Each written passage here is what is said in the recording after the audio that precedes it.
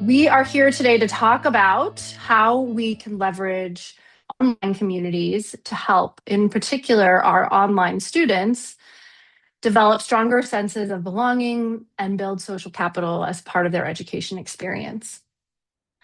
I am Katy Kappler. I am co-founder and CEO here at InScribe. And so I am going to be leading the conversation today.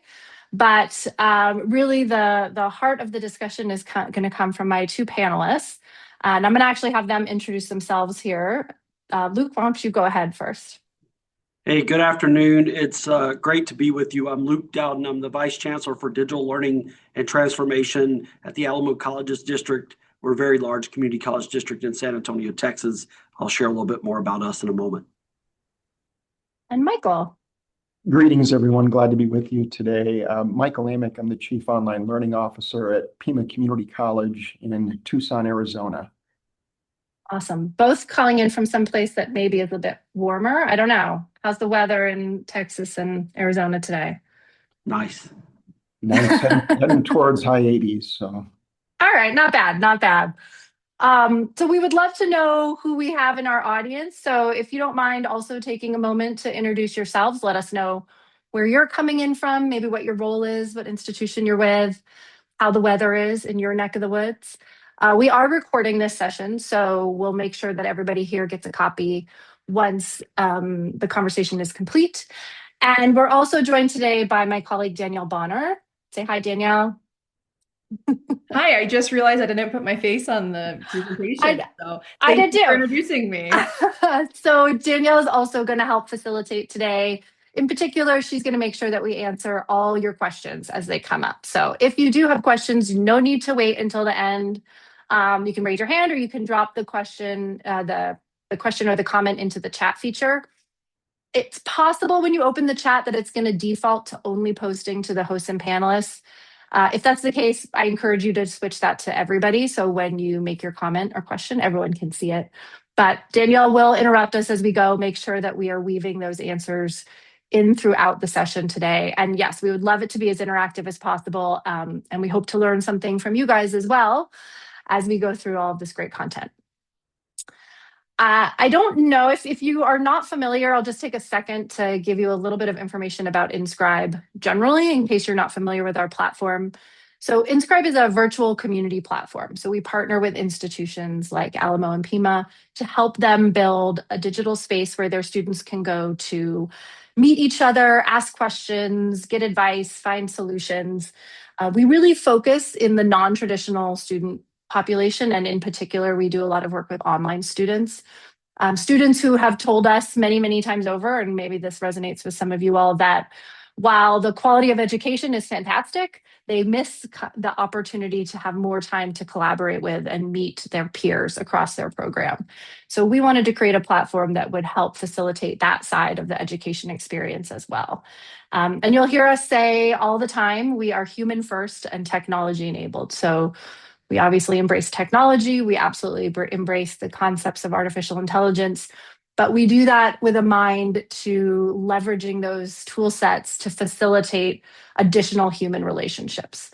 We're not in the business of replacing humans with technology. We believe very strongly that part of the success of students is based on the individuals that they meet, the confidence that they build through those relationships. So we want to use technology to amplify that rather than replace it.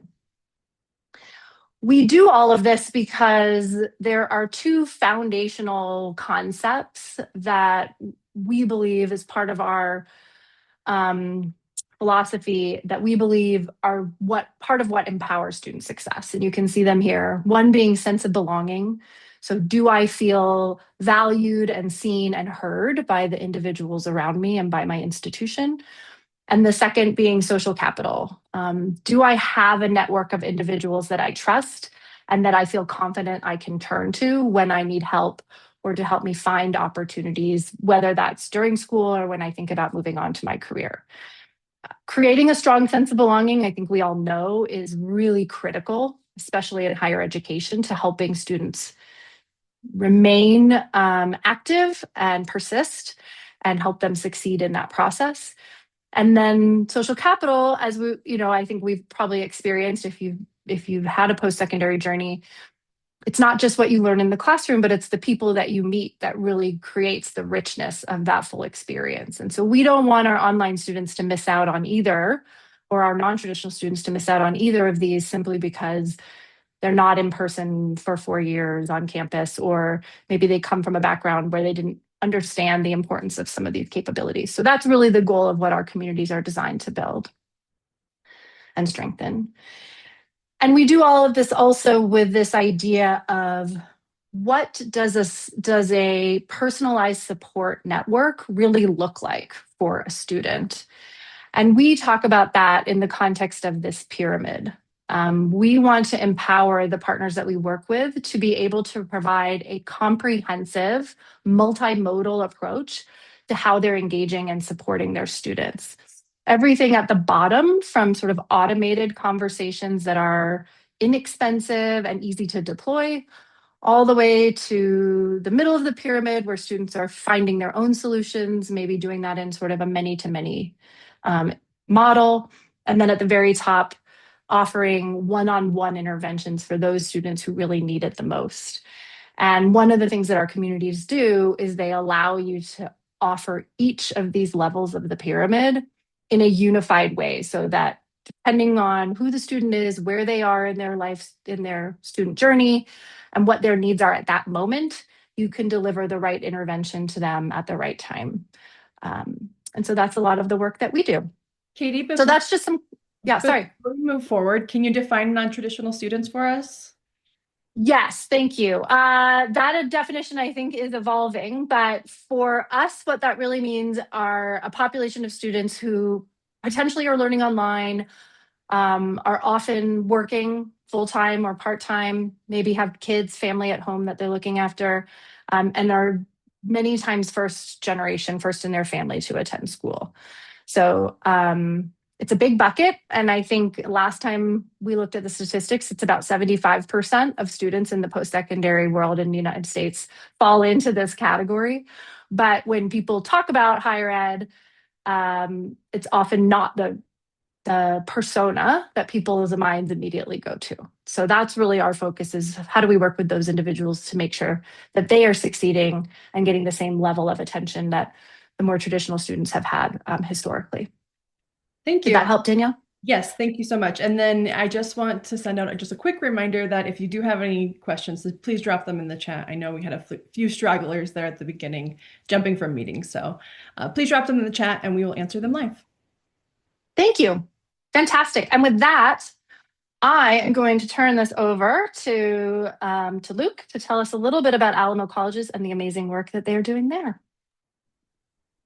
It's really nice to be with all of you today. I told you that I was at a very large community college district in San Antonio, but here are the numbers.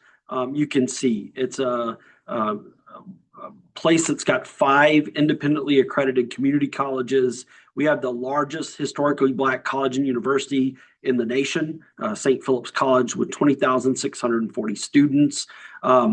And we serve lots of people for lots of reasons. I've been here 8 years this week. I was originally their chief online learning officer and was fortunate to be promoted in the fall. And group that I really care a lot about. I was brought here to really develop the portfolio around online learners. And I want to show you in the next slide that profile. When I got here, we probably had around 7,000 fully online learners in 2018. This past fall, we had 18,284 unduplicated. Majority Hispanic, majority female, majority are continuing students. We have a significant number since COVID that have become full-time. So if I showed you the slide 5 years ago, our full-time number would be in less than 10%. An increasing number of parenting students. So that 26% represents about 5,000. And our average credit hours are going up. That's a metric that we watch towards credit intensity and completion.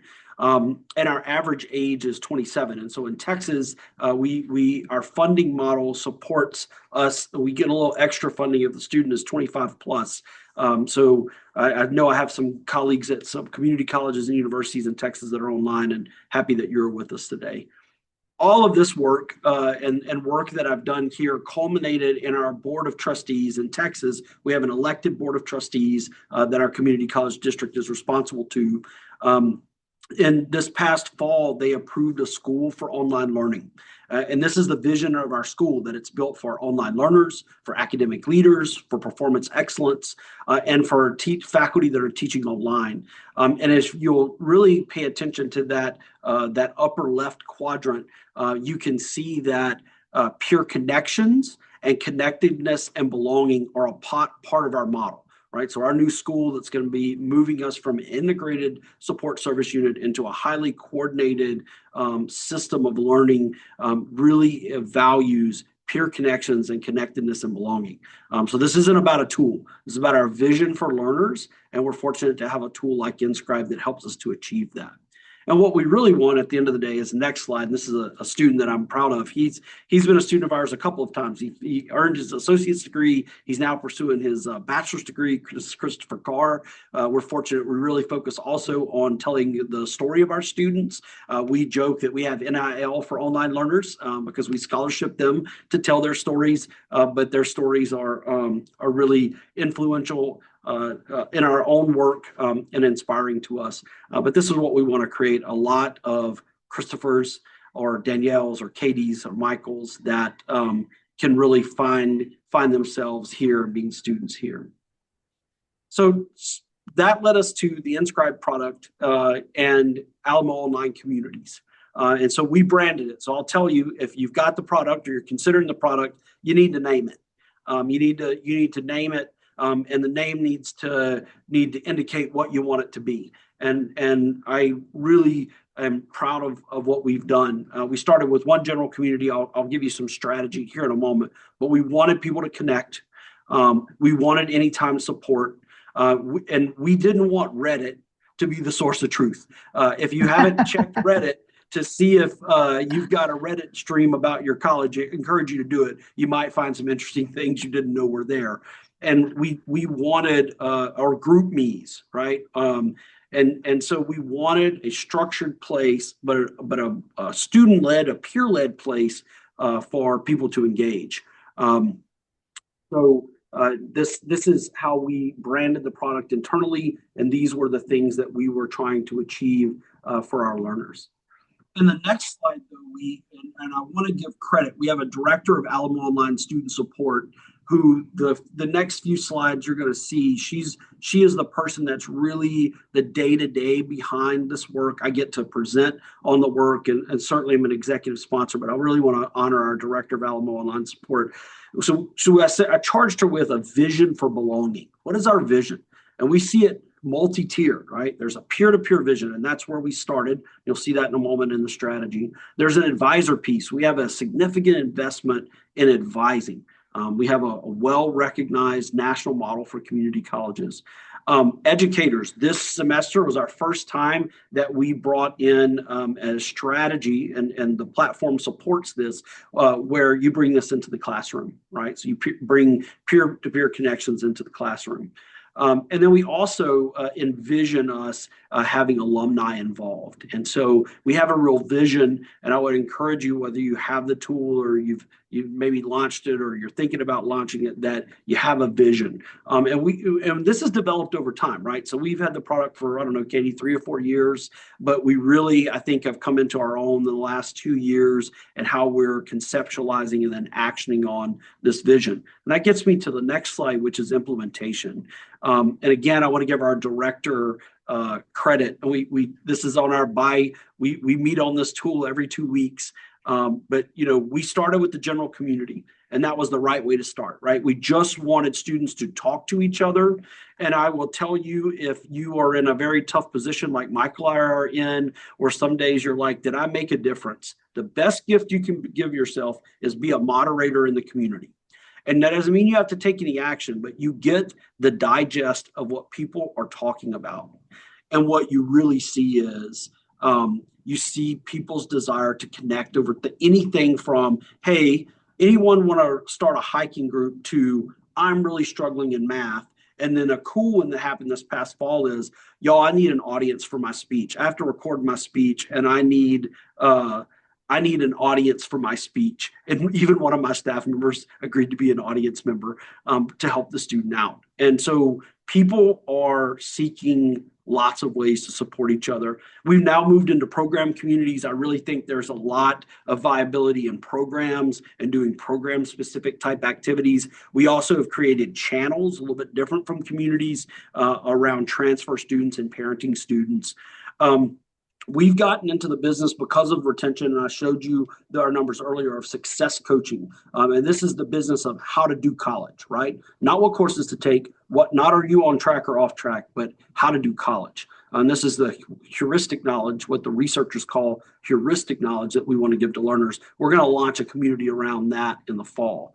And then now our educators, these are the different disciplines that are engaging online communities on the InScribe platform. This is very new for us.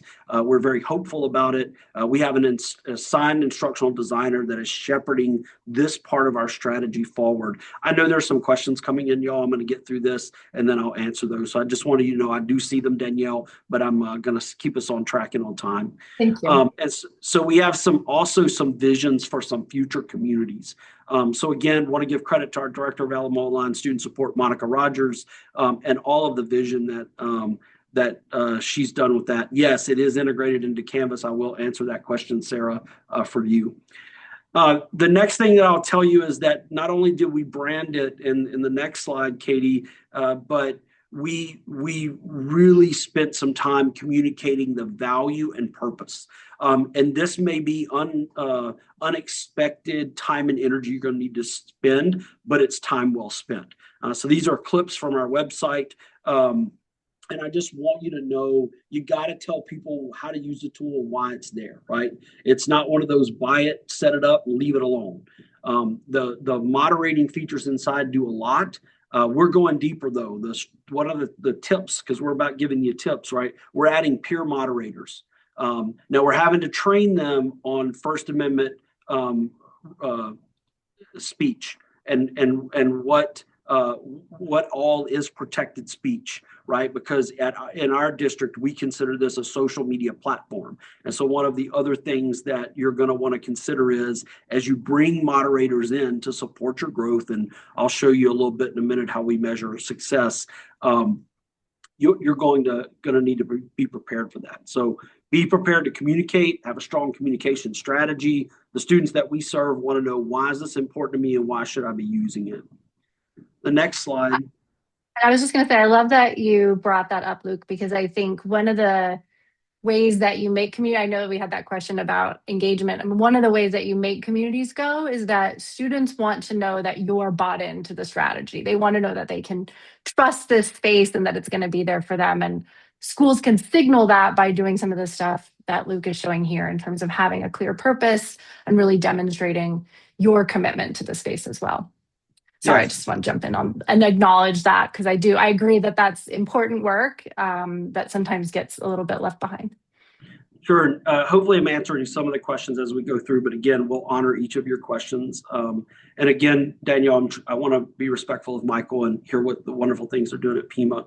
So in terms of users, we look at users as engagement. What's active? We actually got into a real I'll call it a nerdy conversation. I like data. And so we started asking InScribe, well, how do you define an active user? What is the definition of an active user? And so we are looking at not just people in the platform, right? Because we invite all of our fully online students into the platform, but who's actually being active. So who's posting, who's responding. There's a feature in the platform where students can actually be awarded for the quality of their responses and acknowledged for them. So there's lots of levels of ways to look at engagement, even down to the individual user inside the platform. I'll let InScribe tell you about that. This past fall, we had 6,702 active users. It's an all-time high for us. 64% were fully online students. So, Luke, wait, I thought you were just talking about online. This was a surprise for us. So this is a new data point, Katie, is that we had students who were not fully online. That means they could have been some online, they could have been no online, that were engaging in the platform. And as we really dove into our data, that was not an expectation. But I think it shows when you let a peer-led group go, it attracts learners. Um, and we've allowed the learners that find the platform to participate because we want them to have the opportunity. But Michael, that wasn't planned, right? That was not on our roadmap of who we were trying to attract, but it was a happy finding. Engagement, we look at post views. So that's a question that's out there. Who's viewing the post? And then how are they reacting? Because users can react using emojis like, I don't think there's a dislike button, but there's lots of ways. There's lots of ways that users can react to posts. And so there's a report we get at the end of each semester that gives us some user data and some engagement data.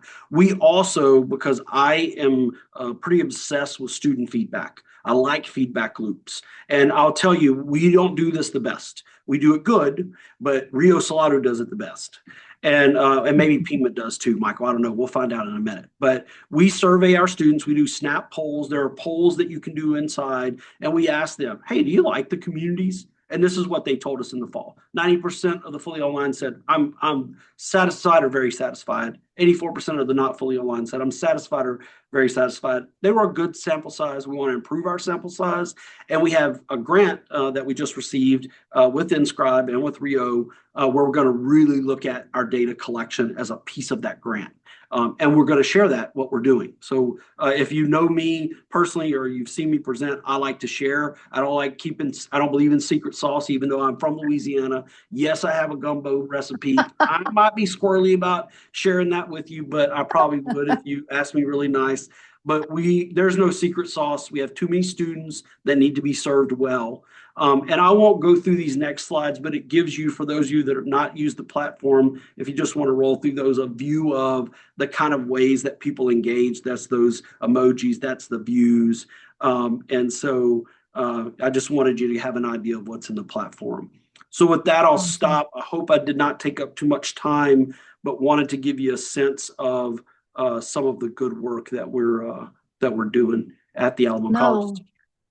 This was fantastic. And I love that you also have some of these examples in here because to your point, and I think maybe it was Adam that chimed in the chat, once you actually get into the communities and see what the students are saying and how they're responding to each other, it is very heartwarming and motivating to see that. So especially I think sometimes people have some anxiety when they put out, and I don't know if you want to speak to this, Luke, but like putting out the community, what if they say bad things in there? Or like maybe they won't be nice to each other. And the reality is students are really excited to help each other and to support each other. And that's by and large the types of activities that we see in there. Yeah, for every one that I've said, that's really not appropriate, but it's protected speech. I see people saying, I've seen this at least once every semester. You got this, don't give up, keep going. There was a student that was facing being a single parent, going through a pretty serious divorce, and the strangers, right? They don't know each other, that are saying, you got it. Don't quit going to class. Here are the reasons you don't want to quit. People would give them qualitative reasons and financial reasons to complete strangers. And I was just like, wow. And that for me is proof of engagement. So with that, I'm going to turn to my friend and good colleague, Michael. Michael, it's always good to spend time with you. I'll be quiet and I'll troll in the chat and see if I can answer some questions. That was fabulous. Thank you, Luke. Daniel, any questions that we missed during that process or anything you would like us to touch on before we move on? So there were two questions in here, and Luke just confirmed that you answered them. How do you measure engagement? And then do you know what percent of 100% online students use with specific frequency, excuse me? It's like queued up those slides perfectly. And I will say one other note about the engagement piece. Every school is a little bit different, and the way you set up your courses, the way you think about your students is all a little bit different. So we have our own measures of what an active learner is, but we also have set up the data set so that it's easy for you to say, okay, I want to define my active user a little differently. And our data is flexible enough to be able to tell you what is our definition of how many active users based on our definition? And then also you can easily get to sort of like, well, what does that mean from my own personal definition for my institution? So I like that flexibility is there and that everyone can, nerd out, as you said, Luke, on their own way of thinking about that and defining it. And maybe that definition evolves over time, right? So you want to be able to have that flexibility as well. But thank you again, Luke. Oh yeah, sorry, go ahead. The other question in the chat, and I just want to bring this up simply because when people watch this on the recording, they're not going to see the questions in the chat. And the question was, is this integrated with Canvas? And Luke had said yes, and it is integrated with Canvas. But I would love for us, Katy, to elaborate a little bit more on all the spaces that we could integrate the platform as well as the different LMSs. Yes. So integration, I think, is key. We have a philosophy we call the 4 Ps. That is sort of our philosophy around how to implement a successful and thriving community. In fact, I believe we have a set of blog posts that are going to be coming out over the next couple of weeks that speak to this. But purpose, placement, people, and promotion. Purpose is something Luke talked about earlier, right? Making sure your students really know what this place is for, what the space is for. Placement is one of those, and that's integration. Your community, whatever tool you're using, whether it's InScribe or something else, it is not going to be successful if it's isolated from the existing technology ecosystem that you have built for your students. Don't forget about it. It needs to be deeply integrated into those workflows. Whether that's your learning management system, which is obviously probably the most common, but maybe your student portal, your websites, maybe you have a mobile app. We've really designed InScribe to be able to integrate very simply into all of those locations so that when a student needs help or wants to reach out and engage, they don't have to go hunting for the platform. It's just right there in front of them, easy to access, single sign-on. And again, like you want to lower the barrier for your student to make it as easy as possible to get in there and to get back there whenever they feel like they want to engage. So that's a core tenet of the work that we do. And I recommend whatever platform you work with, make sure that that's something that they've really thought about and can do well. Wonderful. Thank you. Yeah, absolutely. All right. Let's talk about Pima. Michael, come to the stage and tell us a little bit about your institution and the students you serve. Thank you so much, Katy. And yeah, awesome information, Luke. I don't know about all of you all out there, but I was taking notes. Love the vision for belonging work. Just fantastic. Thanks, Luke. So yeah, Pima Community College in Tucson, Arizona. We have some similarities with the Alamo district. It's a lot of first-time college students, a lot of challenges with persistence, retention, and success of our students. And I came here 10 years ago, charged with really centralizing and working with online learning under the entity Pima Online. And that first several years of work really endeavored in these areas of ensuring we could get to the highest level of quality. So we endeavored in that with faculty and all their professional development and expectations for online instruction. And then we delved into the courses and the instructional design and making sure everything was consistent and constructed. And with the LMS, that it was set up and working best for faculty and students. And all of those things did incremental helps for improving the experience and the success of our learners. But really the last leg of that stool came about with the engagement and specific support to online learners themselves. And so we were able to bring in for the first time a dedicated director of online student success and have that person really establish that role and bring about strategies and initiatives that focused on the needs and supporting the success of online learners. Like many community colleges post-pandemic, we are continue to run at an incredibly high percentage of online learning. Like Luke was sharing, Pima Community College this semester's 45% of the enrollment is online. And what is really a step forward is the amount of those learners that are exclusively online or 100% online. And similar to what Luke shared, that is about 1/3 of our enrollment. And so these consequences of the lag of persistence, retention, and success become very impactful to the institution as a whole. And the stakes just become higher in needing to address these issues. And a lot of this challenge has been around the ability to scale our initiatives so that they are impactful. And so, a lot of times we have things going on where we can see how successful it is, and it isn't at the volume to really move the needle of our overall data points. And so sometimes we're having this conversation of, that story of, are we throwing pebbles in the ocean and not making a difference? Or the story of the guy walking on the beach and throwing starfish into the ocean, and the guy says, well, you're not making a difference, and he picks up a starfish and throws it in the ocean and says, well, it mattered to that one. So, we always are real positive about the impacts that we can make, but we really are questing after this scale to really move that needle.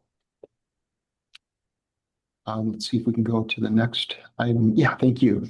So just want to, again, what Luke was sharing about soliciting student feedback. This is something that has really moved forward and evolved for us over the past few years, is more and more ways to intersect and connect with our online learners, hear from them, and gather information from them in multiple ways. And that ranges from participation in the Noah Levitt's product of priority survey of online learners, our own surveys, having them as panelists, online student learners as panelists in any of our conferences or things that we do.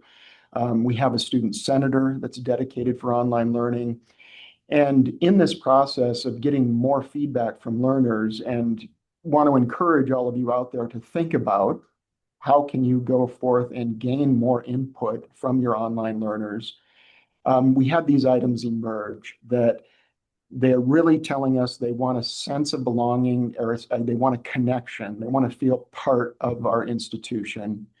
They want clarity about the services that are offered to them when they're in this exclusively online environment.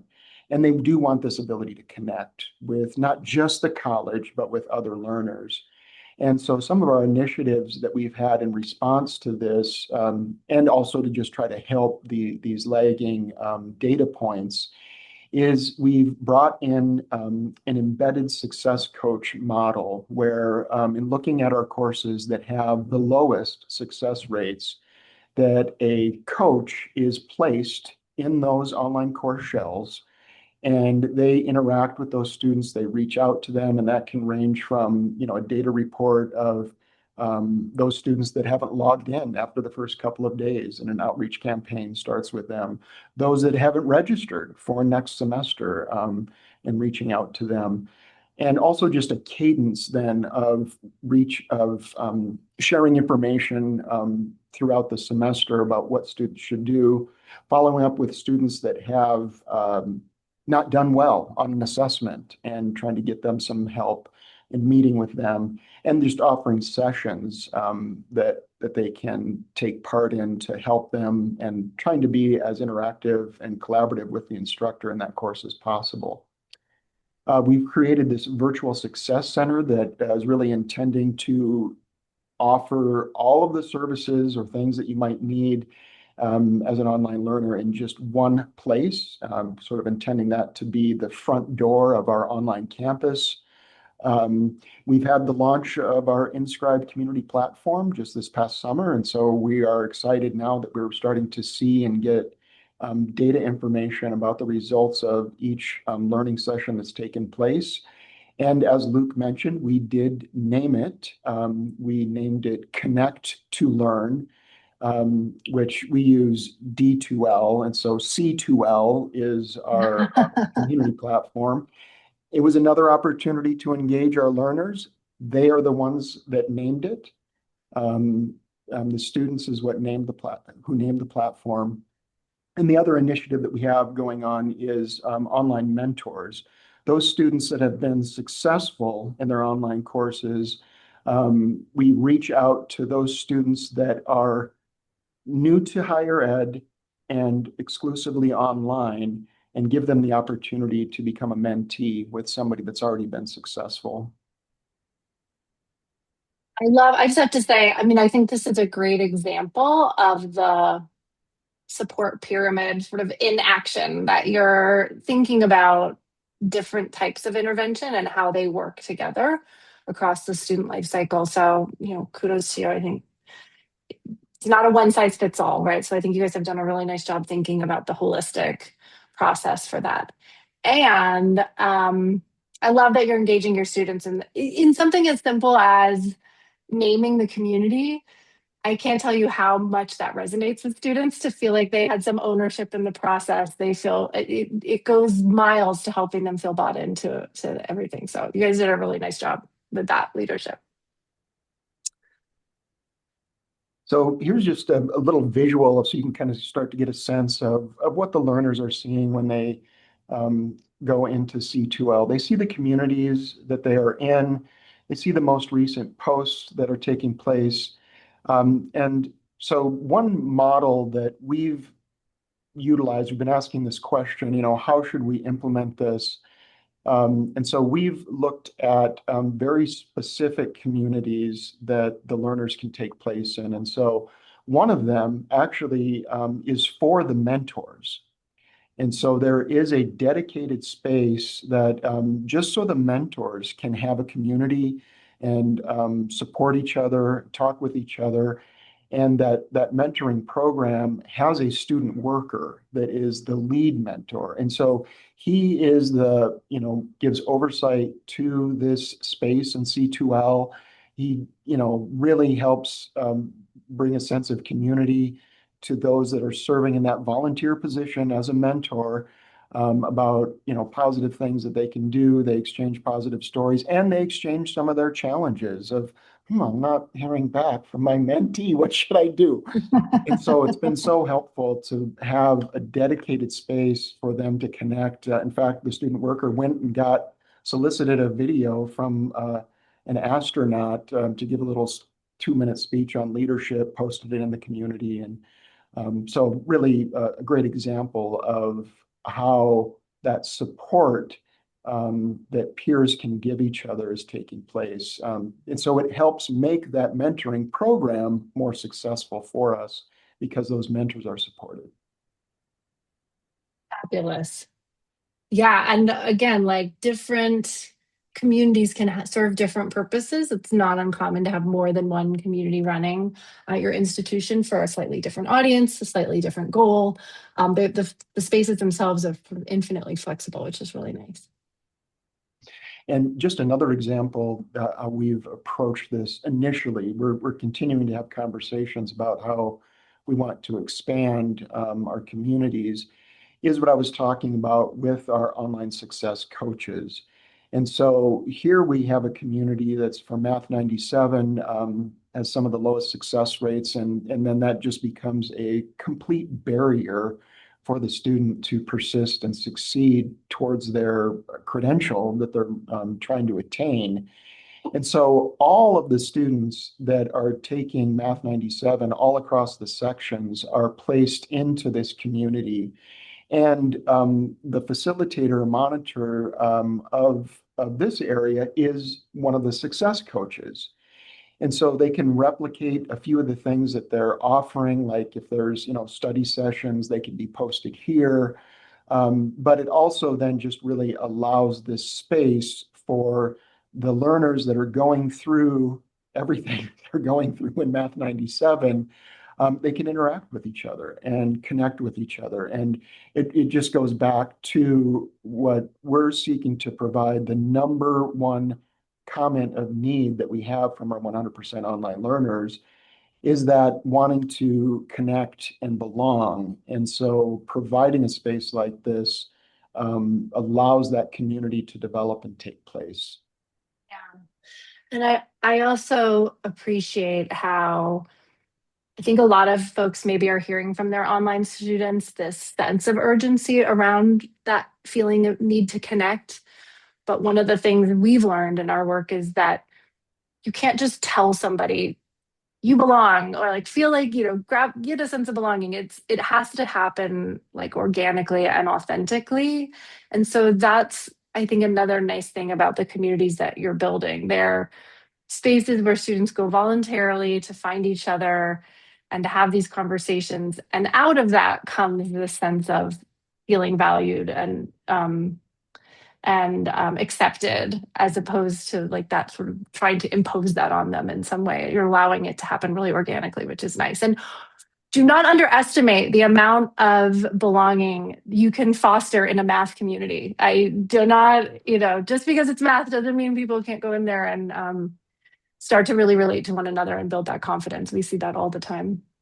We do have a question in the chat Oh, about yeah. moderators. Who's monitoring the community at Pima, Michael? Yeah, Luke is also answering there that we do have assigned moderators that monitor this. So in essence, for our mentors, it's the student worker, but he has a staff person, a coordinator that he works with. If there's any student issues that come up, they also monitor this. And then as well as our coaches that monitor the dedicated sections. But we do have a staff person, a program coordinator that manages the tool overall and monitors everything. And so we do have that dedicated. Okay. Fantastic. We'll keep going. So like I shared, we're fairly new to the utilization of InScribe, and we're really encouraged by our early results. I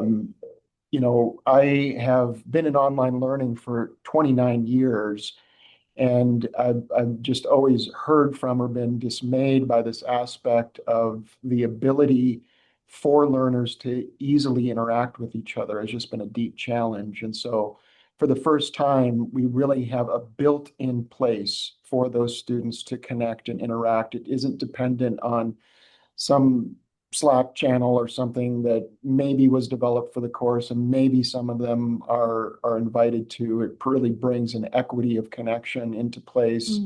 It's embedded right into the LMS with single sign-on. And our initial feedback from students is positive in that they are saying they are reporting more of a sense of connection. The one data point that is illustrated here that we have been talking about and wondering about is, at times it feels like some of our communities go quiet, or as you see here, there's 437 combined conversations, which is awesome, compared to 33,000 views. And so sometimes we're having this conversation like, hey, you have 33,000 over there. Come on, speak up. And we've been talking about this a lot, and I've had some things that I've wondered about and really tried to do some research on them a little late in the game last night. So I don't know if Katie, Luke, or Daniel, you have comments on this, but this aspect of lurking. And so there's 33,000 lurkers, but there's actually a more scientific term for lurking that's meaningful, and that's legitimate peripheral participation. And what I really glean from that and believe, because I'm a lurker, I lurk in these communities, and I get excited, I get positive, I see what's going on, I see the community being built. And that's exactly what this aspect talks about, is the 1-9-90 aspect, that in many social media communities, 90% of the folks do not post, but they lurk. 9% are posters, and 1% are, like power users. And so what happens though is all of those folks are observing this. They still have that cognitive interaction of, oh, hey, there's somebody saying something positive, or there's somebody sharing information, and they're seeing that community construct. And building their sense of connection. They know that that community is there for them to participate in. So that's a little bit, I don't know, Katie, like No, if this legitimate marking or. you did a better job than I would have done, but yes, 100%. We talk about that a lot with our partners because I too, I mean, you wouldn't think that an introvert would start a community company, but a lot of our leadership are actually introverts, and I think that has helped us to some extent in the design of this because we do recognize that you can be an observer and still get tremendous benefit, both in terms of the information that you glean, but also the sort of social connection that you feel to people who are talking about things that are interesting to you or sharing stories that you can relate to, whether you ever chime in or not. And we've actually done some studies ourselves with our partners around when we see positive impacts on things like retention and persistence, breaking that down between, okay, who in your community was actually actively posting and who was simply consuming content or lurking. And we have seen that both populations have the same equal benefit in terms of positive outcomes. So it's not like it's only the posters that are improving in retention. Both populations share in those positive outcomes. So I'm really glad that you brought that up. It's an important component that I love to talk about. Thank you. And so just wanted to share a couple of posts of what does this look like? What have we been seeing? And so one from a student here that is, reaching out in a positive way and, soliciting community and connection. And like, this is why I am, so positive about trying to provide this for learners, because previous to this was empty and this was void, and this type of communication or connection could not take place. And it's a critical factor in students that have a sense of connection, or they have a person that they are connected with. It impacts their success towards the goal of their credential. And so being able to see something like this of seeking connection and finding people is really great to see as one example. And then the other thing is this peer-to-peer help and connection, and how students are even more likely to reach out to their peers than maybe their instructor. And I get really excited by these because like some that I've seen are just ranging from classes like, hey, I'm getting a 404 error. Is anybody else getting this? And people responding. Or one that I saw this fall, it was late on a Friday. The student posted and said, hey, I can't get this formula to work. I don't know what I'm doing wrong. Their workflow would have ended until Monday, when the faculty would have had a chance to respond if they would have emailed the faculty with this question. But instead, late on a Friday, students were piling in saying, oh, hey, I was confused about that too. Here's what I tried to do. Hey, here's a video I watched on YouTube that helped me with this. And that's a shift that students don't have to wait. They have each other in this community to help support their learning. So I get very excited about seeing these types of interactions and how it can support and impact students then, and just to see what they're building together. And I love that example. Oh, sorry. No, I was just saying I love that example that you just gave. It's perfect. Go ahead. Sorry. So we're continuing to, evaluate how we want to expand this, and appreciate how InScribe is consulting with us on how to do that so that it can be leveraged for greater impact. So that's what I had to share. Awesome. Well, thank you, Michael, and thank you, Luke. I mean, you guys are such wonderful partners. We love collaborating with you, and the vision that you have for your students, helps the InScribe platform shine. So thank you again. And thank you for being here to share your stories today. This, in case anyone is going to be at UPSEA, this is actually a preview of a session that we're doing together at UPSEA. I don't know if we have a slide on that or not, Danielle. But if you are going to be at that conference next week, come find us. We'll do a version of this there, and you can meet these wonderful gentlemen in person and ask any additional questions that you have. With that, we also have a couple of resources that we can make available to you guys. We put out a series, a two-part series, I should say. That's a guide to how to think about community building and virtual community building for online students.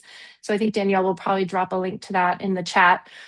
This is really a sort of a best practices and tips and tricks. So it's obviously, if you're using InScribe, it's helpful, but there's a lot of wonderful content in there, even if you're building community with a different platform, that I think you would find valuable. So take a look at that. Hopefully you can learn something. If you have questions, please don't hesitate to reach out to us. And I would love to stay connected. This is all my information here, but probably the easiest way to catch me is through LinkedIn. So come find me and connect with me there. Huge thank you again, Luke and Michael. You guys are wonderful. Always so great to hear your stories. And I appreciate you spending your afternoon with us today.